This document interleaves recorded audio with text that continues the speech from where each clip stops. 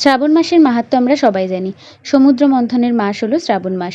স্বয়ং দেবাদিদেবের জন্ম মাস এই শ্রাবণ মাস এবং এই শ্রাবণ মাসেই দেবাদিদেব মহাদেব এবং মাতা পার্বতীর বিবাহ বন্ধনে আবদ্ধ হওয়ার মাস।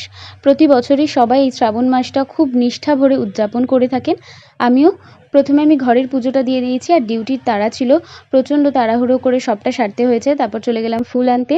সবটা জোগাড় করে নিয়ে এখানে আমি পঞ্চামৃত বানিয়ে নিচ্ছি। তো চলুন দেখতে থাকুন, ভিডিওটা ভালো লাগবে।